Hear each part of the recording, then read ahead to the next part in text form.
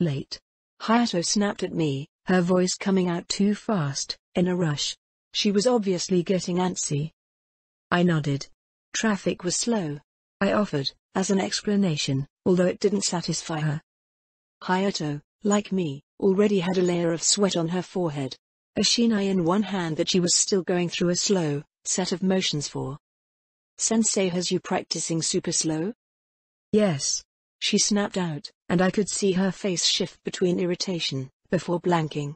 I would enjoy a spar. Sure, want to do brawling, or shinai? I offered, pointing at her blade. She reddened and reacted instantly. Do not speak with such disrespect to the art of swordsmanship. So you want to fight me with the shinai? I repeated, and she pointed the blade at me.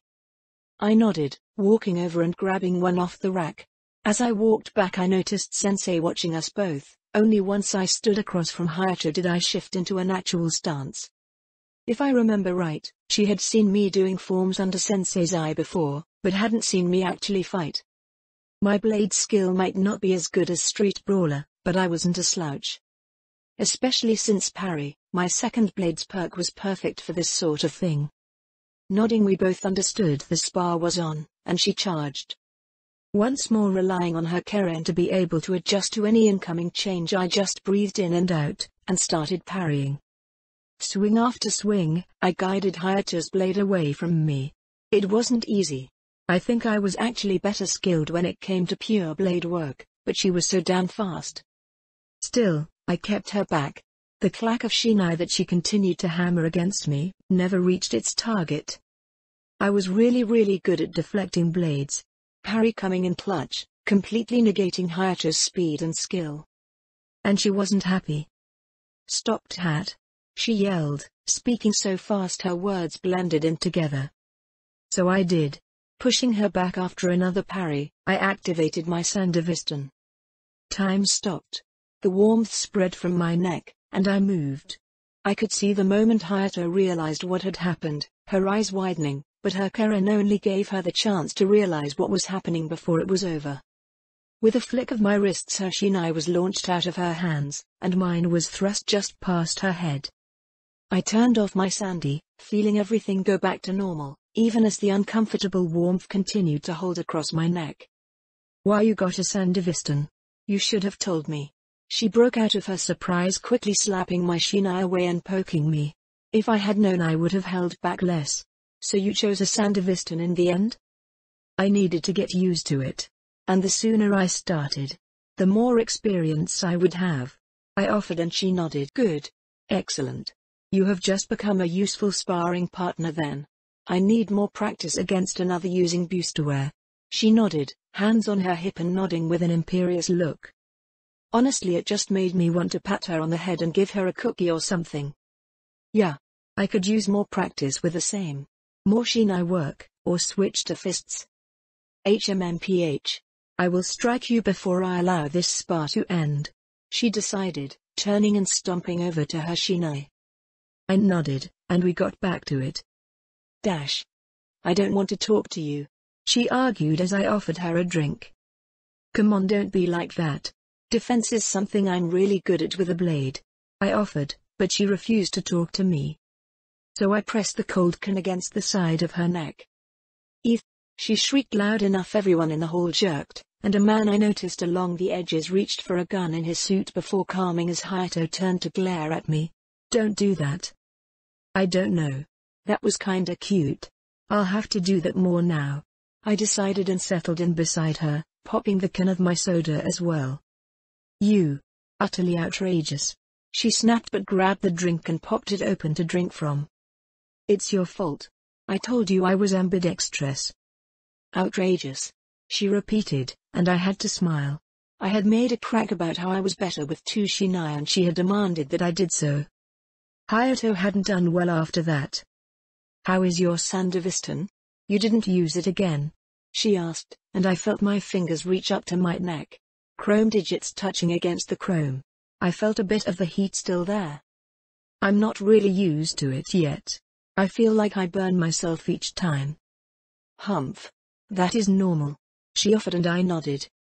I know, my Ripper said the same, but it makes me uncomfortable. especially since when I used a max stock it went away, which meant it was some sort of injury. You will adapt, and I have to leave, she said, her speech cutting off for only a millisecond as she changed what she was saying. Her guard along the walls was already moving over as well. Sure. Chat with you later, Hayato. Motoko. She agreed and then hurried away.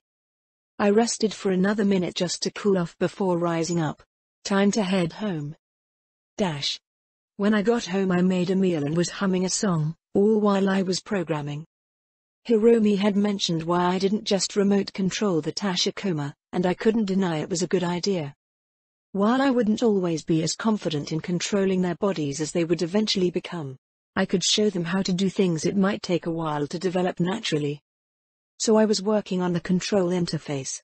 It wasn't simple tech, but I had the copy of the Minotaur system, and was basically copying Militech's homework while changing it enough the teacher wouldn't mind. Progress was going pretty fast, as I was going through the code and setting it up. I finished eating, and even went and took a shower while I was working on it, just tapping away in my mental digital space as code flowed over my eyes. Then, as I was drying off it was finished. I looked over at the Tashikoma, and slipped the update for the control access, and then took it over. I went to take a few steps and instead of moving it just sort of twitched and then fell flat. Right. The Minotaur used a control crown to better handle the human-to-machine interface. I sighed as I considered what to do. I could probably put one of those together?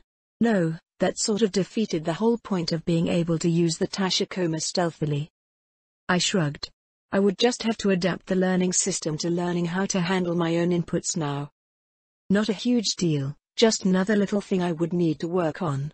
Unless I went and bought an off-the-shelf drone?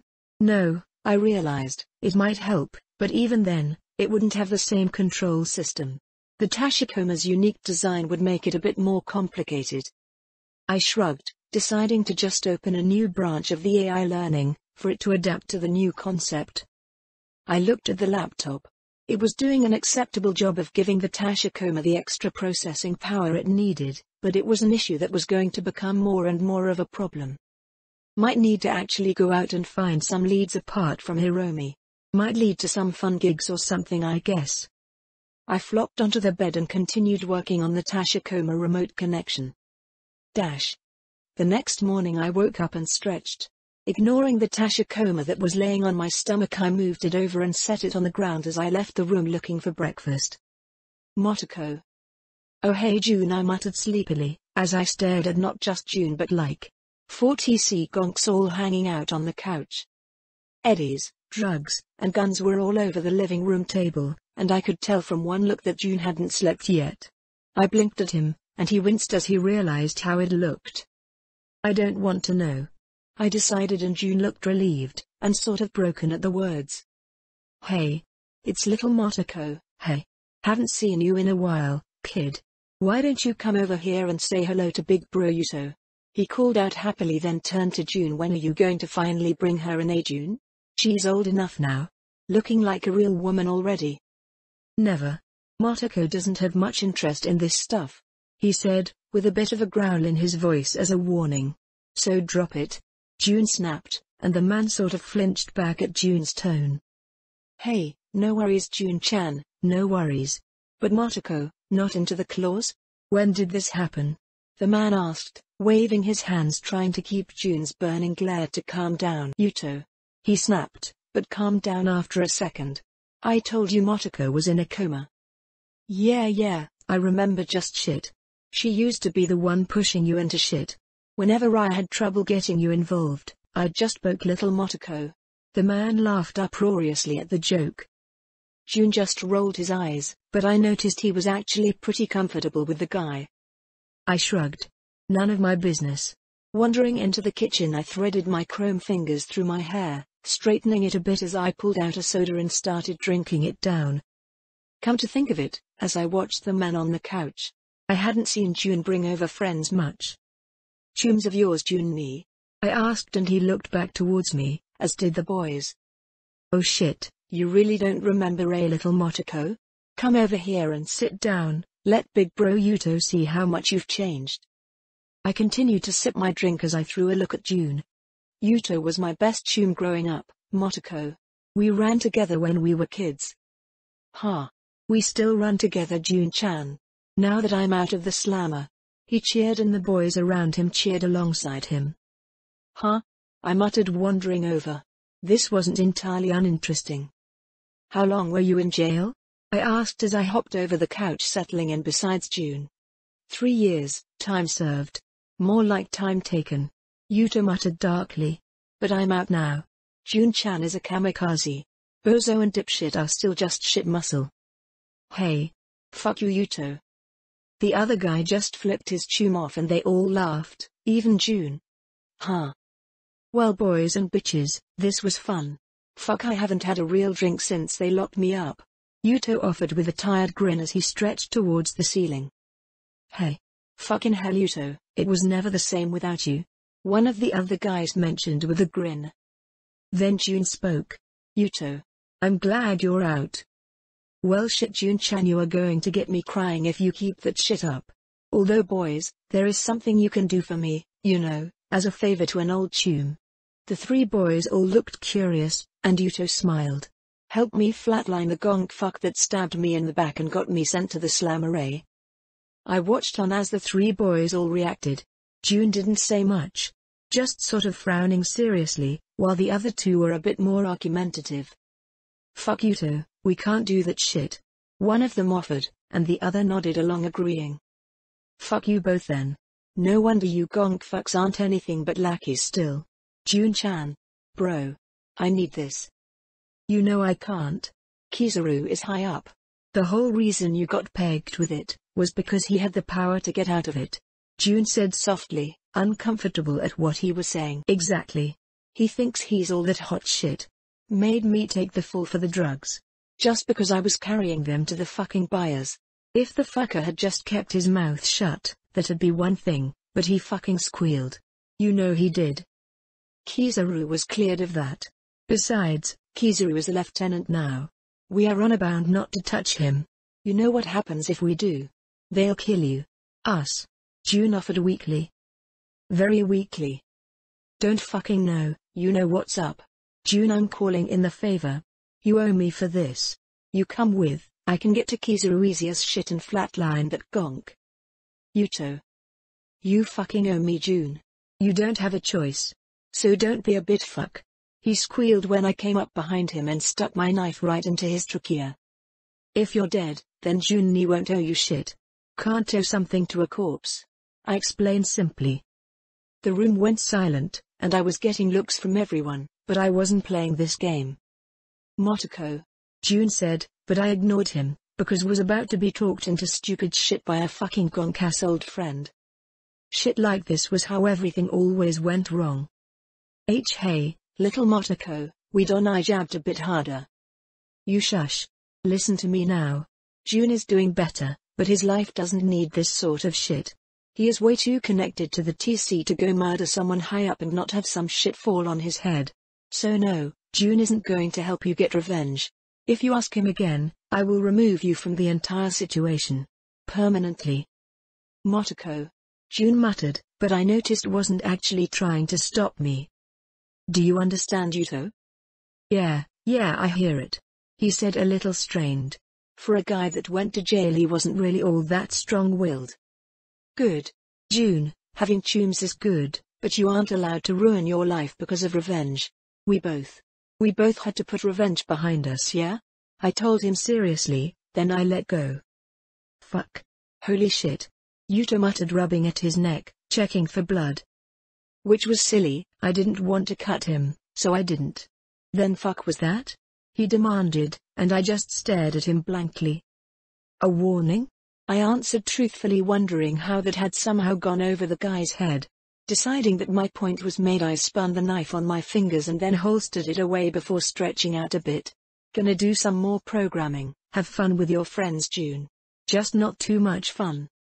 Motoko. Go to your room. June said grumpily, and I nodded. Yeah, that sounded good. I really wanted to do some work on my net hacks. I looked at the code as I did a final scan. Overheat was a pretty common online hack. There were a few different versions. Some were a virus causing cyberware to basically go crazy overclocking themselves, and some like this one, dumped a huge amount of junk data into the Netrunner's connection, making their system overheat them and lag out at the same time. The original one Yoko had given was pretty terrible.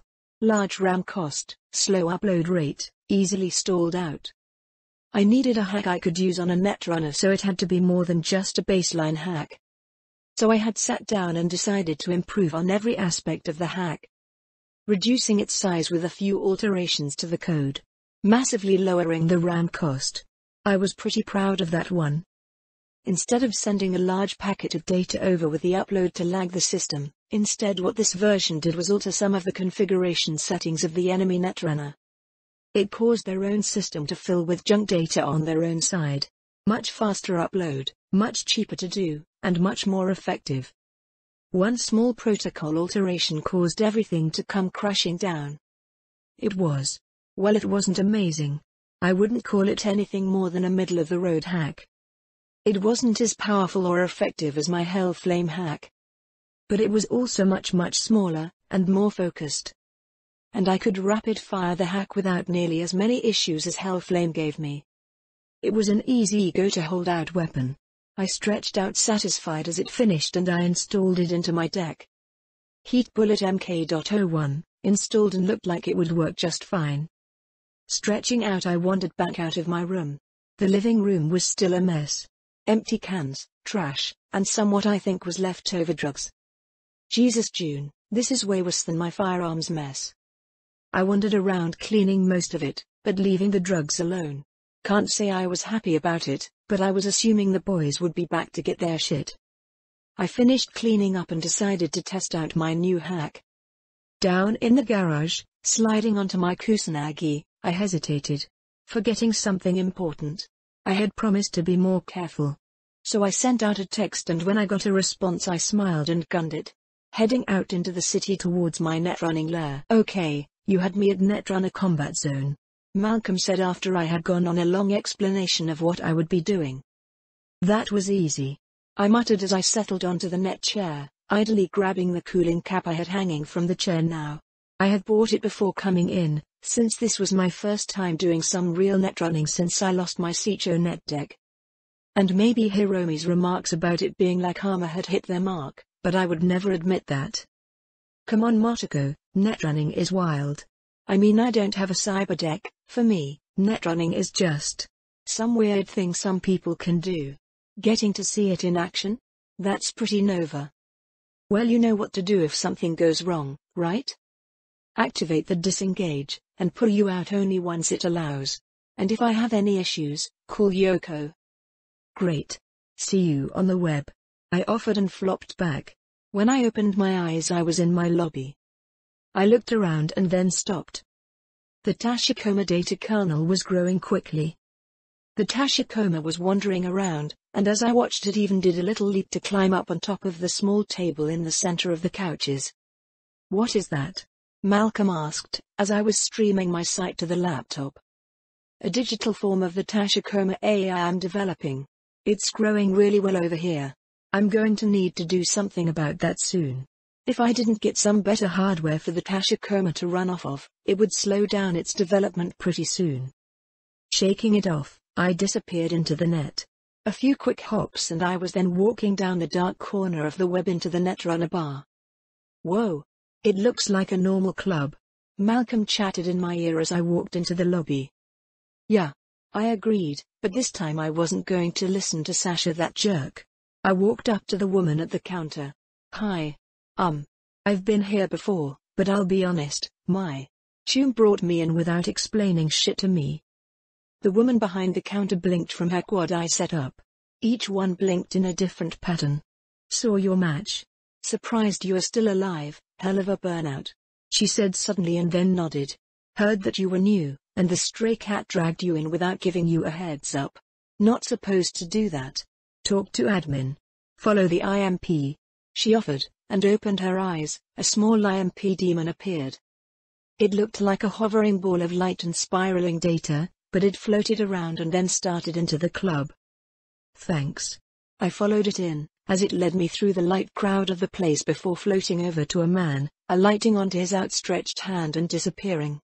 "Well, if it isn't Ghost in the Shell herself," he greeted, a deep brassy voice, but not unkind. He sounded older than even his digital avatar portrayed though. "Surprised you are still alive, after you got derezzed." I had some tunes keeping my brain from melting. I explained as I walked over, but hesitated before sitting. Slide in. You wanted some data on the rules and regs? Good idea. It was a real shock when you fried yourself for the win." "Yeah, well, I wasn't intending on jumping in head first like that." "No, nor should you," he added, sounding unhappy. "Normally, I don't just offer easy answers. Young runners come in all the time and the usual path is for them to trade for info, but as an apology for what happened, let me give you a simple rundown," he offered, flicking his fingers, and a shard appeared in his hands. Obviously a digital representation, but it got the point across. I took it, and did a thorough scan before accessing the data. It was clear, but not entirely bug-free. I wiped what I found and then did another pass just to be sure, before accessing it. "Hey, you have no idea how often kids just jam whatever data is offered to them right into their brain," Admin said almost wistfully. Ignoring the old man's words, I instead checked over the data. It was a brochure? I mean, that wasn't quite it, but it was close enough. Basically a spiel on what the Netrunner combat zone was and how it worked. The dive into the combat server had a protection system built in. Anything too bad would be stopped before it could reach a user, unless of course the user did something stupid and overheated themselves. That part wasn't in there, but I read between the lines. It also taught me there were a few access commands I could have used, things like auto logout, and a few other features. This would have been nice to know. I snarked and the old man hummed in agreement. Then when he spoke next, he didn't sound pleased at all. "What that stray cat did broke multiple rules. She isn't welcome around here at the moment," he said. His deep voice sounded rather ticked off. And for just a moment I felt some sympathy for Sasha. Sure, she wasn't my favorite person at the moment, but it's not entirely her fault. I don't think she is handling her current situation very well. I hope it's not a permanent ban. Although I actually don't know how often she comes here," I admitted. Was this like a normal thing for Sasha, or just something she does to blow off steam sometimes? I knew so little about the woman despite seeing her die. "It's not permanent. She was simply told not to come back until she cooled off," he replied firmly. "Does this satisfy you? Normally one would request more of a harsher punishment." "No. That's more than enough." I waved it off. If any punishment was going to be meted out, it should be from me, not some random guy I've never met. "Thanks," I offered and rose up, receiving a single nod from the man as I wandered over to one of the other booths and settled in, a screen popping up as I settled showing the inside of the arena. It was quiet currently, no battles taking place, but there was an option to view past matches. "You getting this, Malcolm?" "Fuck yeah, I am," Malcolm replied back instantly, as I started the most recent match, settling in to watch how they fought, and generally how this whole thing worked. Without being dropped into it. Junikiru Kusanagi. Commande Jun-chan. Yuto. I want to help you. Then just do it. Motoko will literally kill you, Jun offered, as he reached up and rubbed at his face. Yuto getting out of jail was a surprise. He hadn't even remembered his old tomb. Not with everything that had happened in his life. Moving up in the TC, breaking out of the low-level runners that he and his tombs had done for so long. The casino. Kasumi. He stilled as the name ran through him. The white-hot rage that had once consumed him, feeling like it was burning him alive, was only embers. Still there. Always there. But it didn't fill every moment with rage and hate anymore. It couldn't. Lashing out at everyone around him, had almost hurt Motoko. So he had let the fire dim, learned to keep it down, how to breathe, and for the first time in his life, Jun had learned how to control his anger. What was the point at getting angry with minor things? Not after he learned what true anger was. It was why Fujimura-sama had grown to trust him so much. From kid drug runner, to casino worker, to kamikaze, to trusted lieutenant. And now, an old tune was asking him to potentially throw it all away. Motoko was right. Yet, June owed Yuto. The boy had saved June's life more than once. He owed him honor and June's own wants to help a friend. But trying to murder the kid of one of the higher-ups was suicide. Yuto, let it go. Fuck him. You're out now. You got the whole rest of your life ahead of you. Go find an output and live. Fuck that. He disrespected me, June. You can't let that kind of shit go. You know that.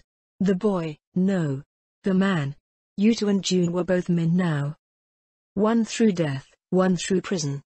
Both had changed, and yet Yuto wasn't being reasonable. His desire to flatline Kizaru Moritaka was short-sighted. June sighed, looking around the bar. Thankfully, while it was a TC bar, no one really knew who Yuto was yelling about. Yuto was pretty drunk at this point, enjoying his freedom. And so quick to throw it away. Yuto. Don't fucking Yuto me, Junikiru. We swore to always back each other up. I know you couldn't do shit to get me out of the slammer, but fuck man. You're borged out. Fucking cold-blooded killer now, help me kill this fuck. June just sighed, looking down into his drink. Motoko was going to kill him. Or Yuto. Probably both. Yuto. How about we do this the right way? We go down and talk to Wakako. Motoko has a good connection with her. Fuck man. What kind of bitch brings a fixer into this shit? I'm not some punk June-chan. I can kill a gonk fucker. Yeah, but if you do, you spend the rest of your short life being chased around. Get Wakako in on it, and problem solved. I don't have that kind of eddies. Fuck man, you know that. Yuto snapped, obviously frustrated with June's constant attempts to get him to calm the fuck down. How about we try it? I have eddies. Fuck June, I feel like everything is crazy now. Used to be, you would be the first to jump at a chance to flatline some fuck that crossed us. Now you are arguing against it, and everyone else already left. They have jobs, Yuto. Yuto looked at June with a look that would have killed if it could. You gonks were my tunes. What happened? June flinched at the accusation for a moment before firming up. Things had changed. But June wasn't sure it wasn't for the better. We grew up, Yuto. The man exhaled like he was punched. June sympathized. Come on, June. Let's get out of here, get some sleep. We've been celebrating you being back all night. Yuto was quiet, staring down into his drink for a long while. Do you remember, June-chan, when we knocked over that Tino shipment? Of course. Craziest night of my life until then. We stole a truck, smashed into them, and flatlined them. Stole the drugs and sold it all. Made enough eddies we could buy our own rides. June said fondly. Motoko. The old Motoko had been absolutely awed at her brother's payday. Had been so proud of him for doing it, and proving he was worth something. That was the start of his rise in the TC. Yuto had been the one who planned it all. June had just been the muscle. A boy, gonk enough to climb into a stolen truck planning to crash it. We didn't used to think. We didn't used to let death scare us. We did it, because it was how we made the world see us. Yuto went on, and June frowned. They had done it to be rich. To be famous. Back then rep had been all there was. Rep is everything. June said, and Yuto looked up and both men's eyes met. June had believed that for so long. He still did. To an extent. June had once believed nothing was more important. That rep was your life, and without it, you were nothing. But June had come to a realization that he would have burned his rep to the ground to protect Motoko. That he would have left the TC in a heartbeat to protect her. So rep wasn't everything. Rep isn't everything to me anymore, Yuto. I found things in life that were more important. June stopped as he realized what he had just said. What it meant for him. He had lost Kasumi, and thrown it all away, but Motoko had made him realize he still had things to live for. June wanted more than to just burn out into nothing. When he was younger he had been too angry and brash to really live. Raising Motoko had been a constant struggle. But it was worth it. He felt his lips tugging up into a smile. I made a life for myself, Yuto. Come on, I'll let you crash on my couch. I'll introduce you to my boss Fujimura-sama. We can find you some work, and you'll realize there is more to life than Rep 2. Jun tugged Yuto along, regardless if the man wanted to or not. Yuto was half Jun's size now. Yuto was his chum. He would show him how to live his life too if he had to. Rebecca. Any issues? Hiromi asked, and Rebecca just stared at the younger girl like she was some sort of fucking hydra. Chum, I thought Kitten was the weirdest of your little group, but I think you take that cake. I'm not weird. And neither is Motoko. Sure. She replied back with a scoff. She looked down at the box of equipment that Hiromi had just dropped off. It's not as good as what we have, of course. But I figure if there is an emergency gig over the next while until we get the full package, this will help. Let me know if there are any issues. We can send it to Motoko for alterations. Hiromi had put together an armor kit. Actual armor, expensive shit even, just handed over to her. Given to Rebecca, who wasn't really a full-timer in their group. She hadn't asked, or even known about this until Hiromi had called asking for a meeting. Rebecca nodded, feeling a little weird. She wanted to thank the girl, and also she wanted to run away. So instead Rebecca fell back on what she always did. Thanks, Chum. I'll pay you back. Why? It's part of our Section 9 funds, and Motoko wants you to go out with us. She is always happy to chatter about you coming with. Hiromi added, sounding a little peeved. Hey. Still can't admit your crush, huh? Shut up. Don't say that. Motoko might hear. You never know what she is doing, she could be testing a new listening bug or something. I kinda doubt it. I don't. Just don't. Okay? Don't. Alright, just teasing, crush, just teasing. What's this then? Oh. Motoko mentioned she scrolls BDs of the gigs she does, right? Oh, yeah. This them? Yep. And the newest one? Sorry to say, you only show up as a blur. You're a bit too distinct, but you are on that one. Wait, there's a BD of the raid? Yep. But all of Motoko's BDs are in there. Anyway, Rebecca, I need to go. I have class in 20. Well shit, Chum, don't let me keep you. Class? Fucking weird. She muttered as Hiromi jumped back into a sleek corpo car and drove off. The fucking kid had a personal driver and shit. Some ganger kid Rebecca hadn't seen before. And Crush thought she wasn't the strangest of the entire group? Hey. She turned around and walked back inside. Her apartment was the same as always, quieter with Pillar still in hiding, but that was looking to end soon. She dropped the box on her bed and grabbed her BD wreath. What was Kitten up to? She settled in and popped in the first BD. Instantly Rebecca was staring at glowing letters. Section 9. And then it started. Rebecca felt her heart calm as she settled into a new skin.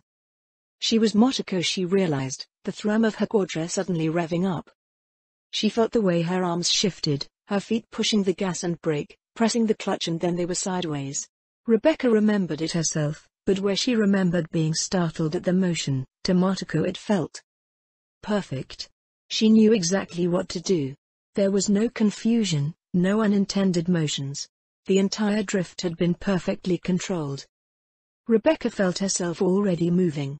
The sound of gunfire, an axe, her axe going, but only after Motoko had already left the seat and leapt, one jump taking her over the quadra onto a broken wall, and then leaping across to another broken segment, letting her practically walk into the second floor of the destroyed building. In her vision she suddenly saw a Netrunner protocol, slipping into the SCAV's system, and her own voice, husky and sexy, slipping out. I plucked their eyes. Go. Rebecca didn't remember Motoko sounding like that. She was pretty sure she would have remembered. Her rifle was brought up casually and fired, and the first scav took 3 shots before Motoko walked over and casually kicked them off the edge. No.